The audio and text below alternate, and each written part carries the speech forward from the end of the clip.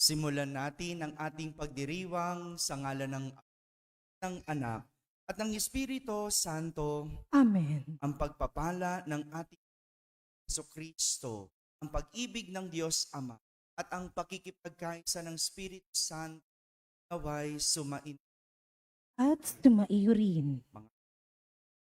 natin sa lahat upang tayo at gumanap sa banal na inaamin ko sa makapangyarihang Diyos. At sa inyo, mga kapatid, na lubha ako nagkasala sa isip, sa salita at sa gawa, at sa aking pagkukulang.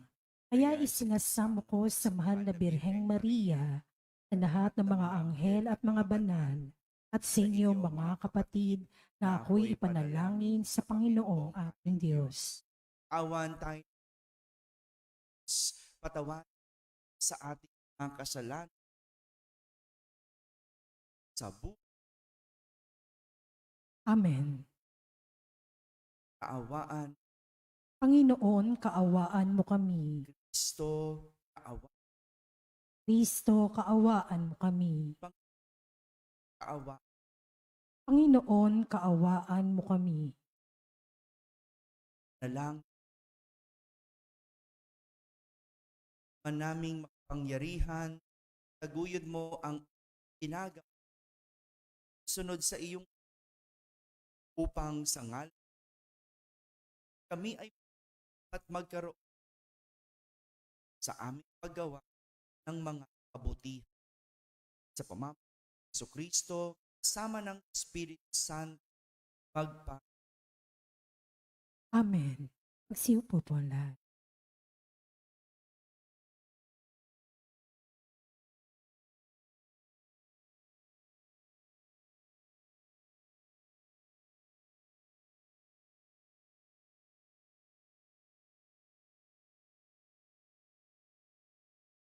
Pagbasa mula sa ikalawang aklat ni Samuel.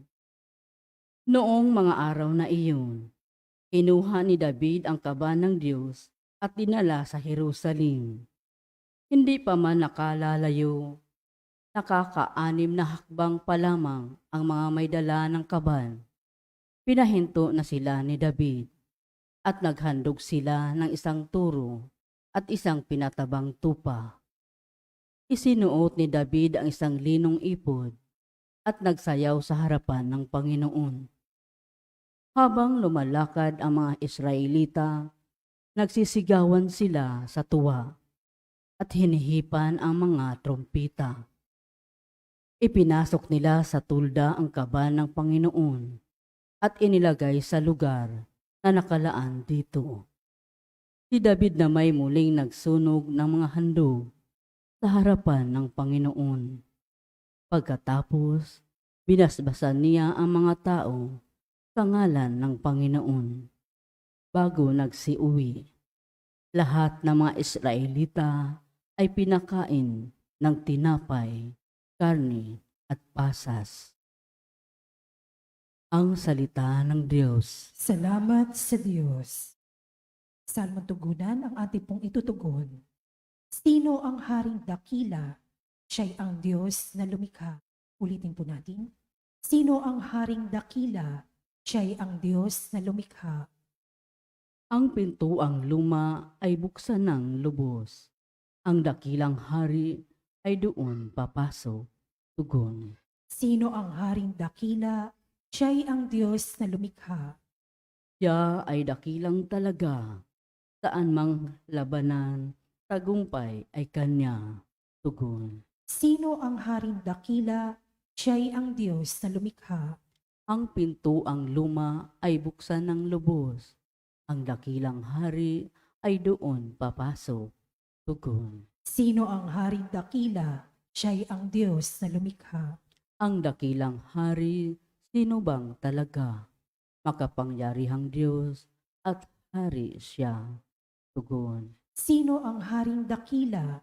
Siya'y ang Diyos na lumikha. Magsitayo po. Alleluia,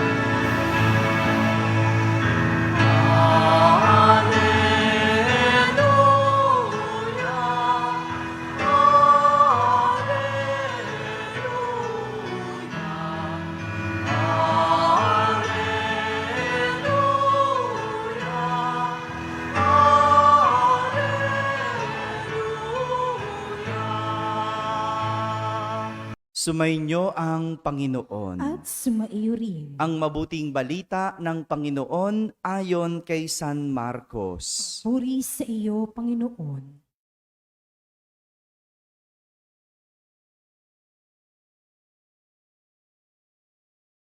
Noong panahong iyon, dumating ang ina at mga kapatid ni Jesus.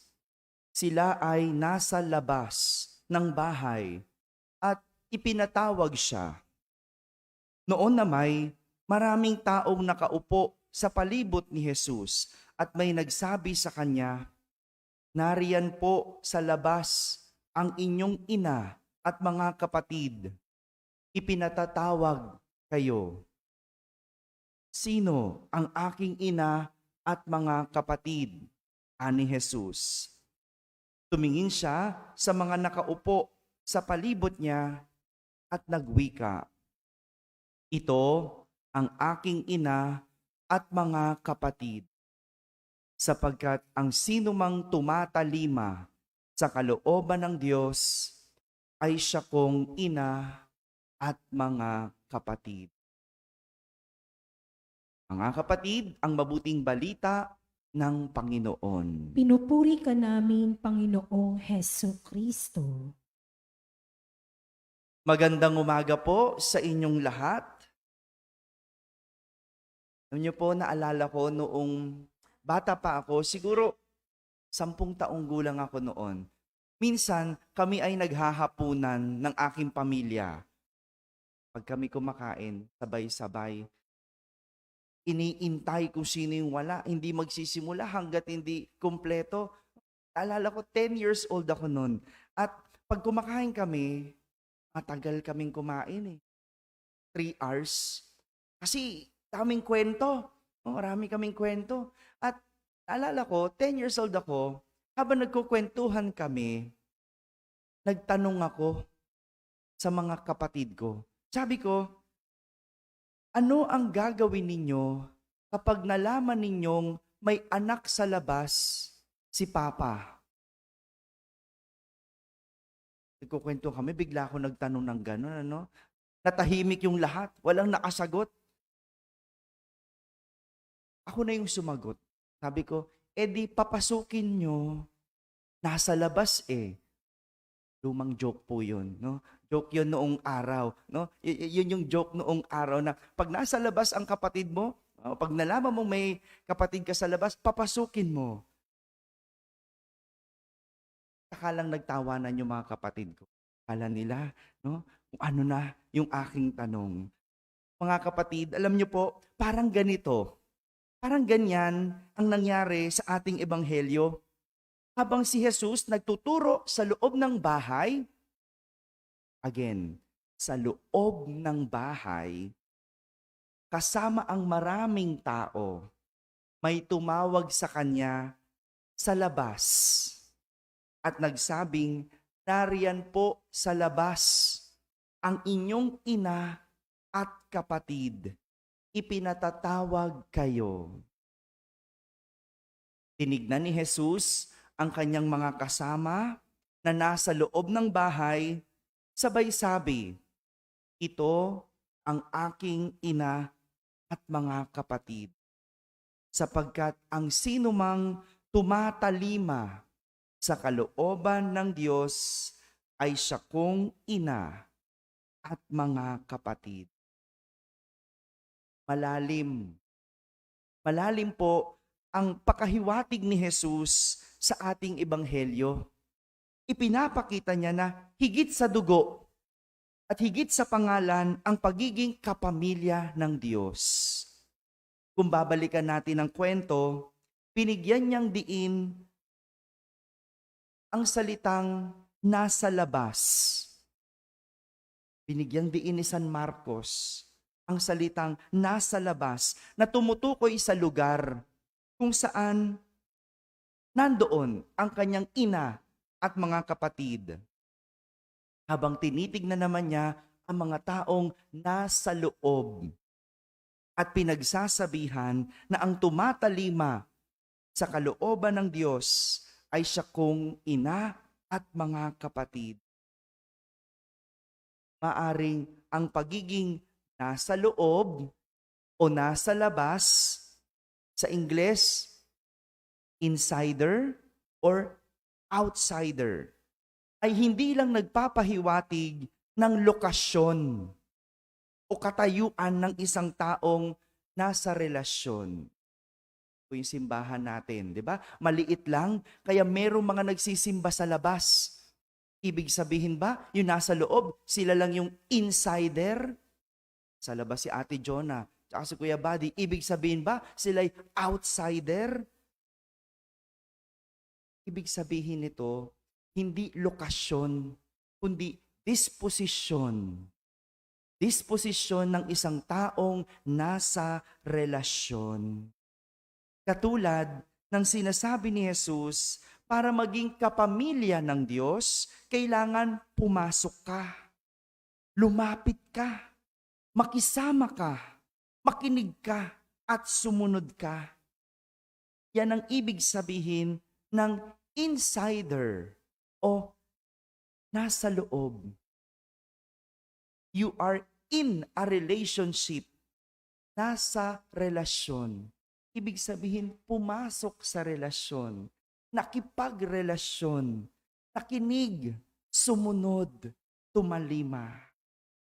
Samantala, ang pagiging nasa labas o outsider ay yung mga hindi pumasok, lumayo, dumistansya, hindi nakinig, hindi sumunod. Ibig sabihin, you are out of a relationship. Walang relasyon. Malinaw po ang ibig sabihin ng insider, nasa loob, at outsider, nasa labas. Kaya maganda pong tignan natin ang sarili nating disposisyon sa pakikipagrelasyon sa Diyos. Tayo ba ay nasa loob o tayo ay nasa labas? Gaya ng hindi lahat ng nasa loob ng simbahan ay nagsisimba. Hindi. Yung ibang nasa loob ng simbahan, tulog. Ganyan di ba? Pumasok sa simbahan para matulog. Ganon din, hindi lahat ng ibig sabihin ng nasa labas ng simbahan, hindi nagsisimba. Lalo dito sa simbahan natin, maliit, no? May mga nagsisimba sa labas, pero hindi ibig sabihin, outsider sila. Kung yung disposition mo ay nasa loob, ikaw ay insider. Sa Quiapo, di ba? Pag Biyernes, ang daming tao, siksikan sa loob at meron din sa labas. Ibig sabihin ba, yung nasa loob lang ang deboto? Yung nasa labas, hindi. Haring hindi ka nakapasok dahil puno na. Pero hindi ibig sabihin, you're an outsider. Hindi rin ibig sabihin, nakapasok ka dahil nakipagsiksikan ka, ay ikaw ay malapit sa Diyos. Ikaw ay kapamilya ng Diyos. Dahil ikaw ay insider. Hindi. Ito'y disposisyon ng puso. Disposisyon ng sarili sa pakikipagrelasyon sa Diyos. Mga kapatid, ito po ang magandang malaman sa ating pakikipagrelasyon sa Diyos. Tayo ba ay maituturing na nasa loob, insider, o maituturing na nasa labas, outsider? Dahil ang tunay na kapamilya ng Diyos ay yung mga pumasok sa pakikipagrelasyon sa Diyos sa pamamagitan ng pagtalima sa Diyos. Amen.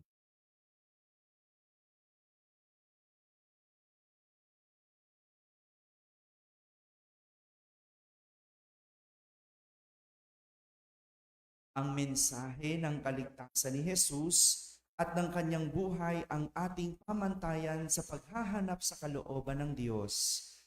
Nangin tayo sa ating Diyos upang tumalima at mamuhay tayo sa kanyang taat. Sambitin sa bawat panalangin, gawin mo kaming mga lingkod ng iyong kalooban. Gawin mo kaming mga lingkod ng iyong kalooban.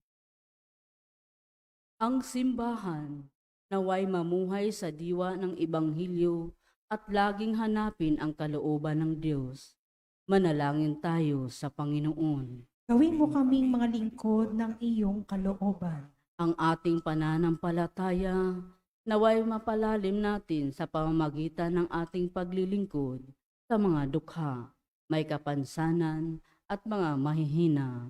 Manalangin tayo sa Panginoon. Gawin mo kaming mga lingkod ng iyong kalooban. Tayong lahat naway maging mga tunay na membro ng pamilya ng Diyos sa pamamagitan sa pagiging tapat at kalooban ng Amang nasa langit. Manalangin tayo sa Panginoon. Gawin mo kaming mga lingkod ng iyong kalooban. Ang salita ng Diyos naway gawin nating buhay sa pamamagitan ng pagsasabuhay nito sa lahat ng pagkakataon. Manalangin tayo sa Panginoon. Gawin mo kaming mga lingkod ng iyong kalooban. Ang mga namatay naway makatanggap ng walang hanggang liwanag at walang hanggang kapahingahan. Manalangin tayo sa Panginoon. Gawin mo kaming mga lingkod ng iyong kalooban. Sa katahimikan, Diyos ang aking sarili.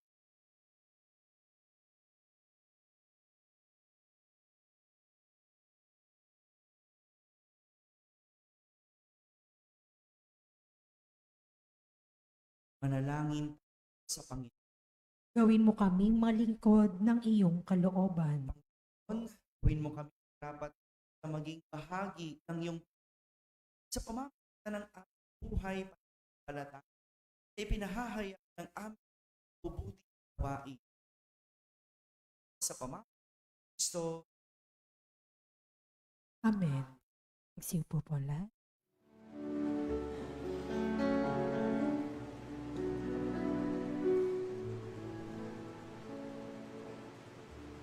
Panginoon, aming alay, itong alak at tinapay sa altar mo.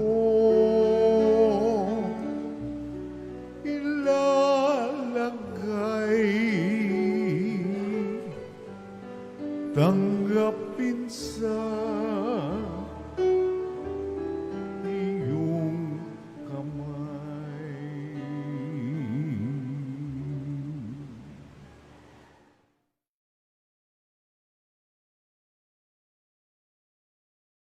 nalangin kayo, kapatid, pangampag Ama. Tanggapin nawa ng Panginoon itong paghahain sa iyong mga kamay, sa kapurihan niya at karangalan, sa ating kapakinabangan, at sa buong sambayanan niyang banal. Tanggapin mong maligod ang aking.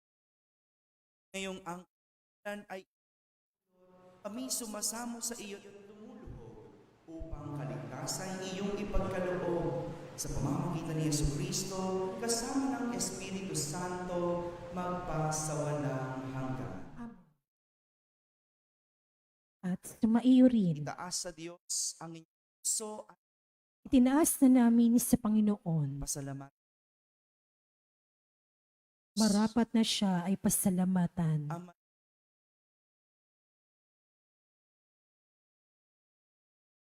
sa iyong siwa san sinu sa hangad gustong lubos, siya'y pinag-usa mo sa kanyang sa iyong na makabalik sa pamamagitan ni Kristo Jesus. Kaya kaisa ng mga si apit ng papuri sa iyo sa kalang sa iyo.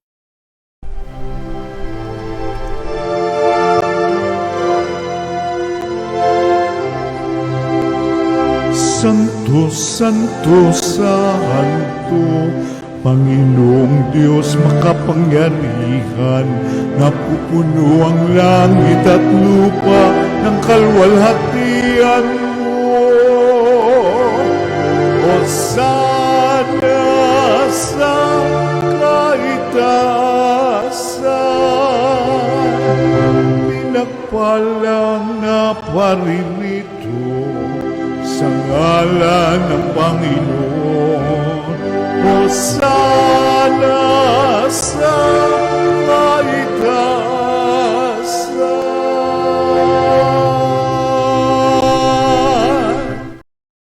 Banal. Sa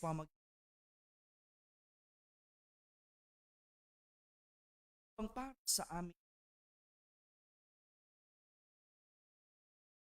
so Kristo niya pinagtiis ang kusang loob, ginawa, pinasalamat, pinaghati, abot sa kanyang sinabi,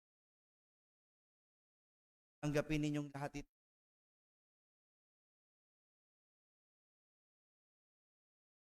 sa inyo.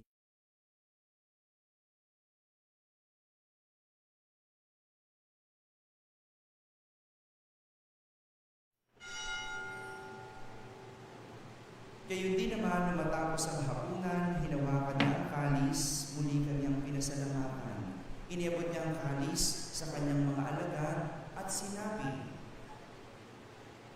tanggapin ninyong lahat ito at inumin. Ito ang kalis ng aking dugo, ng bago at walang hanggang tipan. Ang aking dugo ay mabuhos sa inyo. Sa ikapag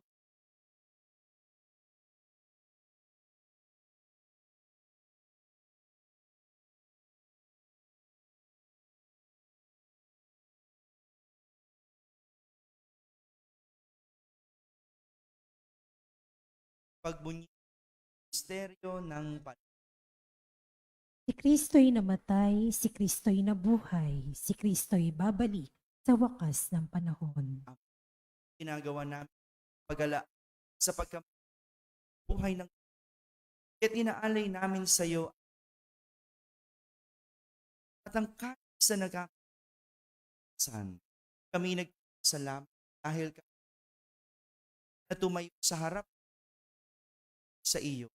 Sinasamo na salo-salo sa katawan ng Kristo sa pagkakasa Espiritu Santo. Patid na may pag-asang sila'y muli ng mga pumana. Awan mo sila at sa iyong awan mo at pagindapati kaming lahat na makasalo sa iyong kaisa na mahal ng Maria ng kabilang puso niyang San Jose, isa ng mga apostol ng lahat sa daig sa iyo may pagpuri sa pamamagitan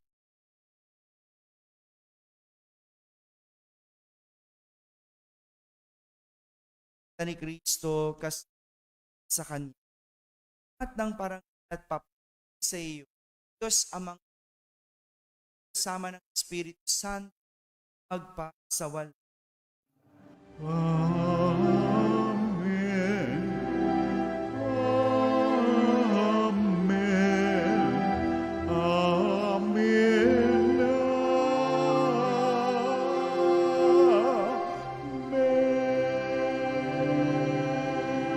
Amen. Sa tagubilin ng mga nakakagaling na utos, ang turo ni Jesus na Panginoon natin at Diyos, ipahayag natin ng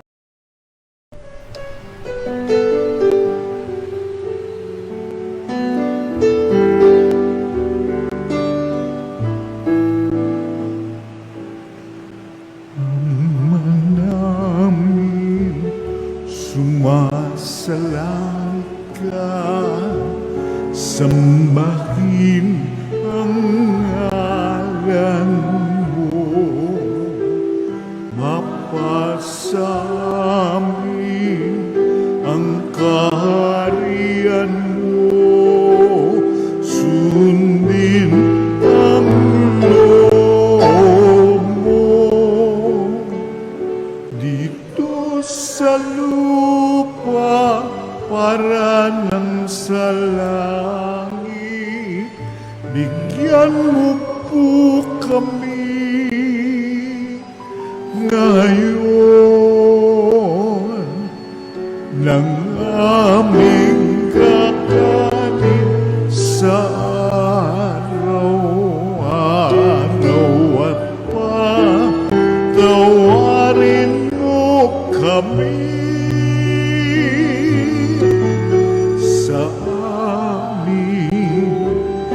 mga sala para ng pagpapatawan namin sa nagkakasala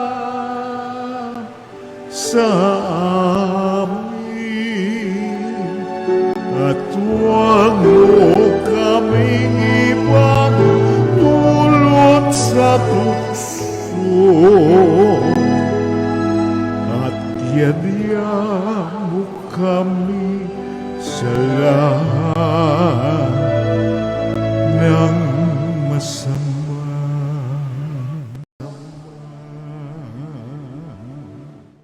Hinihiling namin kami yadya sa lahat ng sama, pagkalooban ng kapayapaan, sa kasalan, yo sa lahat. Samantalang ang tagapagligtas namin si Hesus Kristo. Sapagkat iyo ang kaharian at ang kapangyarihan at ang kapurihan magpakailanman. Amen. Panginoong Kristo, sinabi sa iyong mga apostol, kapayapaan sa inyo, ang aking sa inyo. Pag sala, pagkalooban mo kami ng kapayapaan sa iyong kalooban, kasama ng Espiritu Santo, Amen. ang kapayapaan sumayin At sumaiw rin. magbigay sa isa't isa.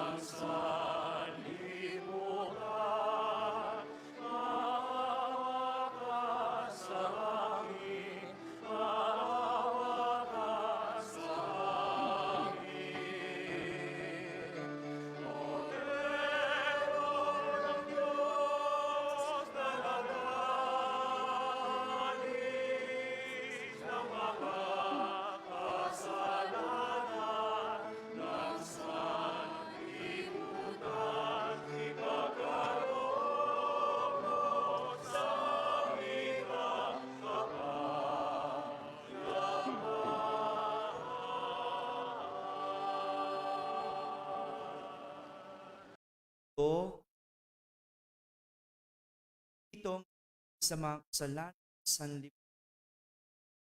ang Panginoon, hindi ako karapat-dapat na magpatuloy sa iyo, ngunit sa isang salita mo lamang ay gagaling na.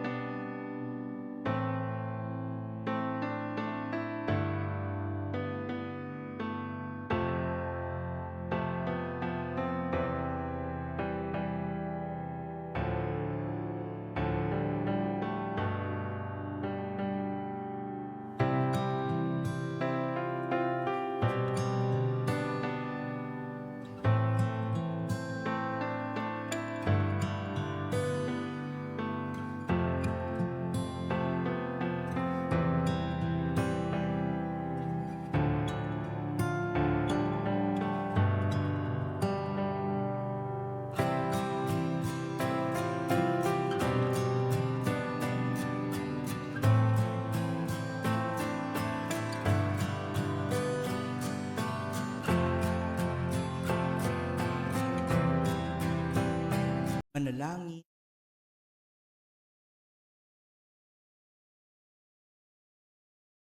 Ama naming mapagmahal, pagkaloob mong sa amin, ang sa iyong kagandahang loob na bumubuhay, laging pagpapalang sa amin sa pamamagitan ng Kristo kasama ng Espiritu sa walang Amen. sumainyo ang At sumaiyo rin. at pagpaparihan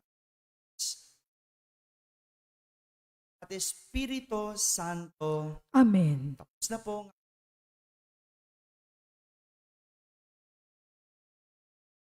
Kristo. Salamat sa Diyos.